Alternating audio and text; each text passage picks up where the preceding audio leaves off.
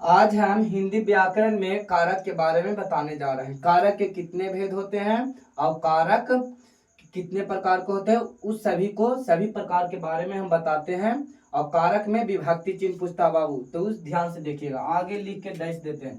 कारक, कारक बाबू, कारक तो कारक किसे कहते हैं नहीं पूछता है, लेकिन कारक के कितने भेद होते हैं वो पूछता है बाबू। तो देखिए, कारक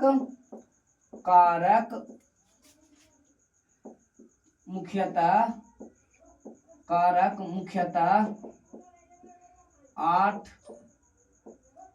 प्रकार की होती है। कारक कितने प्रकार की होती है? मुख्यतः 8 प्रकार के होती है। तो देखिए, जब एग्जाम में पूछे कि कारक कितने प्रकार के होते हैं, तो कारक कितने प्रकार के होते हैं? 8 प्रकार के। 8 में टिक लगाना है। अब इसको हम विभक्ति लिखते हैं। कारक का 8 विभक्ति होता है। तो 8 विभक्ति में पहला से शुरू होता है बाबू कर्ता ने। तो इस चिन्ह हम भी बताएंगे और विभक्ति बताएंगे और नाम भी बताएंगे। तो देखिए, तो आगे चिन्ह लिख देते हैं। ठीक, चिन्ह लिखेंगे, पाई खींचते हैं। ठीक, इन्हें चिन्ह लिखेंगे बाबू। को क्या लिखेंगे? चिन्ह। हम कैसे चिन्हेंगे कारक के? जे आयति नाम लिखते हैं, एति परी नाम लिखते हैं और इधर विभक्ति लिखते हैं। क्या लिखते हैं? विभक्ति। इधर क्या लिखते हैं? विभक्ति। आगे लिखते हैं कर्ता। तो कर्ता हो गया बाबू कर्ता ने। तो कर्ता का नाम पहला हो गया कर्ता और उसका चिन्ह हो गया ने। आई प्रथम विभक्ति हो गया। कौन सा विभक्ति? प्रथम। प्रथम। अब देखिए, कर्ता ने। अब दूसरा होता है कर्म को। दूसरा क्या होता है? कर्म को। यानी विभक्ति चिन्ह कर्म को होगा, यानी चिन्ह होगा कर्म के, चिन्ह होगा को। अब चलते हैं करण से। क्या बाबू? करण से। क्या? करण से। पहला में हो गया कर्ता ने कर्म को करण से, और इसका विभक्ति होगा, और कर्ता होगा प्रथम विभक्ति, कर्म होगा द्वितीय और करण होगा तृतीय। करण कौन सा विभक्ति हो गया? तृतीय। इस समय बहुत पूछता है बाबू बिहार बोर्ड के एग्जाम में कि करण कौन सा विभक्ति हो गया, तो क्या बताना है? तृतीय। कर्म कौन सा विभक्ति हो गया, तो क्या बताना है? द्वितीय। कर्ता कौन सा विभक्ति हुआ था? प्रथम। अब इसको हम एग्जाम्पल में बारीकी से बताने वाले हैं। आगे हम लिख देते हैं सभी विभक्ति का चिन्ह और नाम। कर्ता ने कर्म को करण से संप्रदान के लिए। तो क्या लिखेंगे? संप्रदान के लिए। संप्रदान के लिए। तो संप्रदान हो गया बाबू तृतीय हो गया करण, तो संप्रदान होगा चतुर्थ। संप्रदान क्या होगा? चतुर्थ विभक्ति। कौन सा विभक्ति? चतुर्थ। एकदम ध्यान से देखिएगा, एकदम दिमाग में घुस जाएगा। अब चलते हैं। कर्ता ने कर्म को करण से संप्रदान के लिए अपदान से, यानी अपदान से कहेगा बाबू तो जुदाई होगा। अपदान से, यानी अपदान का मतलब बाबू कर्ता ने जुदाई होगा, यानी किसी व्यक्ति एक बार अलग हो जाएगा तो दोबारा वापस नहीं आएगा, नहीं सटेगा। अब चलते हैं। तो ये हो गया पंचम विभक्ति। क्या हो गया?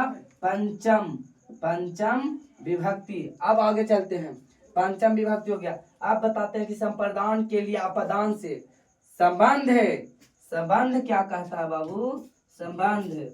तो संबंध कहता है काके की रा रे री। संबंध क्या कहता है? काके की रा रे री। अधिकरण बाबू, आगे अधिकरण होता है। अधिकरण तो अधिकरण होगा में पर। अधिकरण क्या होगा? में पर इसका चिन्ह होगा। अधिकरण का चिन्ह क्या होगा? में पर। अब लिखते हैं आठवां लिखते हैं संबोधन। तो संबोधन संबोधन होगा हे अजी, हे अजी, अहो, अहो, अरे। संबोधन क्या होगा? कोई भी पूछे कि कर्ता का संबोधन का विभक्ति चिन्ह क्या होगा? तो हे अजी, अहो, अरे। अब इसका हम विभक्ति लिखेंगे। तापदान को बोले थे पांचवा विभक्ति, संबोधन को बोलेंगे षष्ठी। षष्ठ के मतलब होता है बाबू 6 और अधिकरण के मतलब सप्तम, यानी सप्तम के मतलब होता है 7 और संबोधन का अष्टम। अष्टम के मतलब होता है बाबू 9। कहेगा कि संबोधन केमा विभक्ति है ता अष्टम विभक्ति बताना है। कहेगा कि संबोधन केमा विभक्ति है ता अष्टम। अब पूछा फिर से चलते हैं शुरू से। कर्ता केमा विभक्ति है बाबू ता प्रथम, कर्म केमा विभक्ति है द्वितीय, कारण केमा विभक्ति है तृतीय, संप्रदान केमा विभक्ति है चतुर्थ, अपदान ता पंचम हो गया बाबू, संबंध ता षष्ठ, अधिकरण ता सप्तम, यानी संबोधन ता अष्टम। अब हम चलते हैं इस सभी को एग्जाम्पल बताते हैं कि कैसे होगा। चलते हैं एग्जाम्पल में बताते हैं।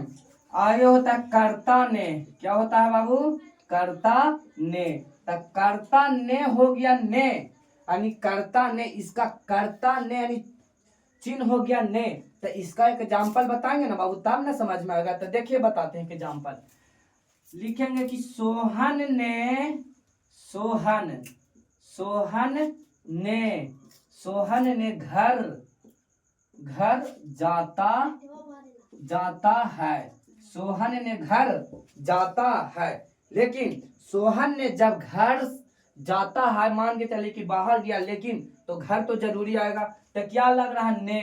तो आप लोग क्या बताइएगा बाबू कि ने लग गया तो क्या हो गया? कर्ता कारक। यानी ने लग गया तो क्या हो गया? कर्ता कारक। एक बार एग्जाम्पल बताते हैं बाबू, एक बार एग्जाम्पल बताते हैं। सीता ने, सीता ने रोटी पकाती है। सीता ने रोटी पकाती है, पकाती है। जब कोई भी पूछे कि सीता ने रोटी पकाती है तो कहे कि कौन सा कारक है, तो क्या कहना है कि कर्ता कारक। सीधे कहना है कर्ता कारक। तो कैसे? तो देखिए ने लगा हुआ है। क्या लगा हुआ है? ने। अब चलते हैं, ये कर्ता कारक से हो गया दो एग्जाम्पल। अब चलते हैं कर्म कारक। कर्म को, यानी कर्म को, कर्म कारक को चिन्ह होता है को। तो अब इस पर बताएंगे ना बाबू। राम, राम को अपने घर, अपने घर लेकर चलो, लेकर चलो। तो बताते हैं, देखिए राम को अपने घर लेकर, लेकर चलो। तो देखिए राम को अपने घर लेकर चलो, तो बताते हैं कि को सूचित कर रहा है तो कौन सा कारक होगा? कर्म कारक। को सूचित कर रहा था क्या होगा? कर्म कारक। अब चलते हैं, बोर्ड भर रहा है तो इस चलते एक एग्जाम्पल बताते हैं। अब आगे चलते हैं, देखिए करण से, करण से, यानी करण से, यानी चिन्ह हो गया से। चिन्ह क्या हो गया बाबू? से। अब से पर एक एग्जाम्पल बताते हैं। देखिए करण के मतलब होता है कि राम से का मतलब होता है बाबू कि कलम से हम पत्र को लिखते हैं। कलम से हम पत्र को लिखते हैं। तो एक के बाद कलम से पत्र को लिखेंगे नहीं, दोबारा भी हम कलम से पत्र को लिख सकते हैं। तो देखिए एग्जाम्पल हो गया बाबू कि कलम से, कलम, कलम से पत्र को लिखते, लिखते हैं। तो देखिए कलम से पत्र को लिखते हैं, तो से आ गया तो कौन सा हो गया? करण कारक। से आ गया तो कौन सा हो गया? करण कारक। दूसरा एग्जाम्पल,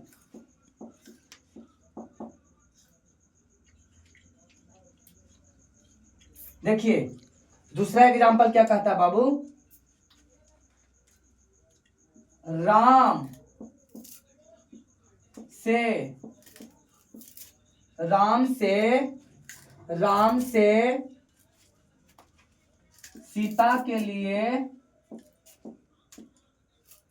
राम से सीता के लिए मिठाई मिठाई मंगवाया मिठाई मंगवाया मंगवाया। देखिए बाबू तो राम से ना रामे से ना मंगवा रहा है तो से लग गया तो कौन सा कारक, करण कारक हो गया। अब आगे चलते हैं, संप्रदान के लिए संप्रदान संप्रदान कारक और इसका चिन्ह हो गया के लिए के। देखिए एग्जाम्पल में ज्यादा हो जाएगा लेकिन एक वो एग्जाम्पल देकर हम समझाते हैं। सोहन के लिए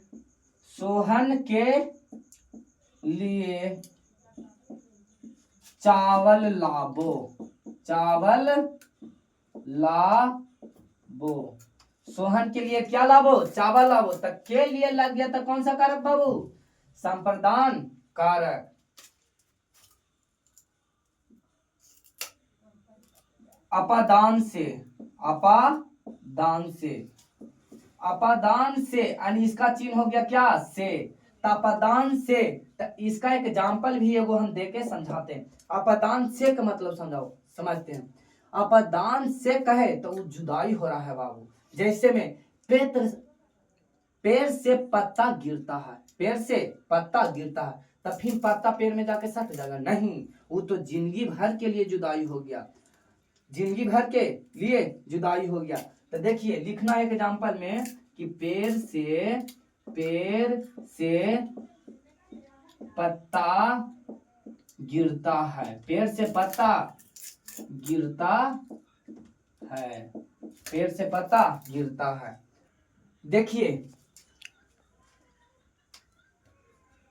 अब देखिए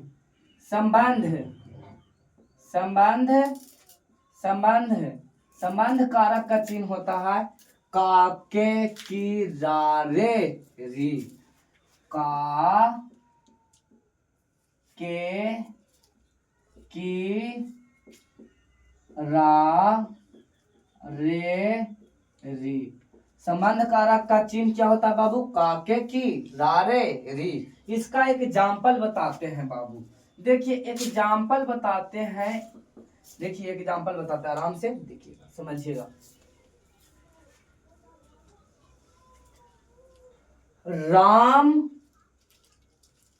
राम के लिए पानी लाइए, राम के लिए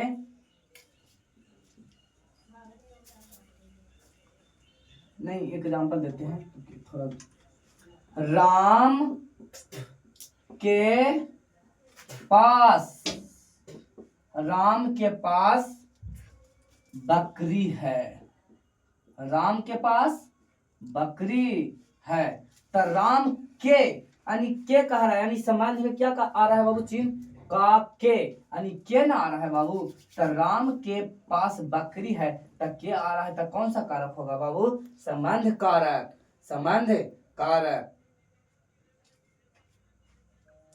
अब चलते हैं अधिकरण।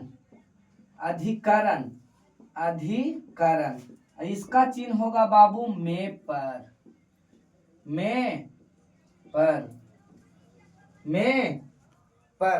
अब इसका एक एग्जाम्पल होता है बाबू, देखिए में पर क्या में आ रहा है, मेरे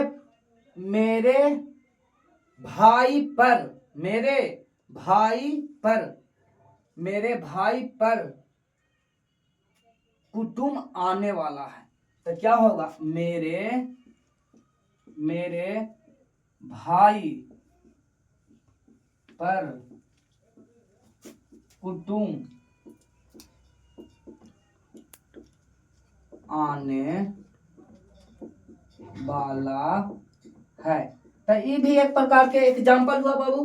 तो क्या हो रहा कि मेरे भाई पर ना बोल रहा है बाबू। तो बताइए, देखिए अधिकरण में पर, चाहे मैं आवे चाहे पर आवे, तो कौन सा कारक होगा? अधिकरण कारक होगा। तो कोची पर हो गया तो कौन सा कारक हो गया? अधिकरण कारक हो गया। अब चलते हैं लास्ट में संबोधन। आगे अब चलते हैं लास्ट में संबोधन कारक, यानी संबोधन। तो संबोधन कारक में क्या होता है बाबू? जखनी हम बताए थे हे अजी अहो अरे, संबोधन में क्या होगा? हे अजी, हे अजी अहो अरे, हे अजी अहो अरे। इसका एक एग्जाम्पल होगा बाबू, इसका एक एग्जाम्पल होगा ए जी यहाँ आबो, अहो जी कल पटना जाना है। तो देखो अहो जी, अहो जी, अहो जी मेरे पास आइए, मेरे पास, पास आइए, आइए। तो देखो क्या कह रहा है कि अहो जी मेरे पास आइए। तो अहो जी ना कह रहा है, तो संबोधन में क्या बताए थे? हे अजी अहो अरे। तो कोची का अहो ना आ रहा है बाबू, तो कौन सा कारक होगा? संबोधन, यानी विभक्ति पूछे था 8वां। अब एक और एग्जाम्पल बता देते हैं बाबू, एक और एग्जाम्पल बता देते हैं, बता देते हैं। अरे, अरे मेरे पास, अरे मेरे पास मिठाई है, अरे मेरे पास, पास मिठाई है, अरे मेरे पास मिठाई है। तो क्या कह रहा है बाबू कि अरे मेरे पास मिठाई है। तो अरे ना कह रहा है बाबू, तो अरे कोची में आ रहा है? संबोधन में। तो हे जिया हो अरे, तो क्या होगा? अरे। तो अरे होगा तो कौन सा विभक्ति होगा? यानी 8वां विभक्ति, यानी संबोधन कारक का, संबोधन कारक का 8वां विभक्ति होगा। आप लोग समझ चुके होंगे। मेरा YouTube channel Nitish Ranjan classes है। प्यारे दोस्तों, इस चैनल को सब्सक्राइब करें, सभी प्यारे स्टूडेंट के साथ शेयर करें, लाइक करें और कमेंट करें।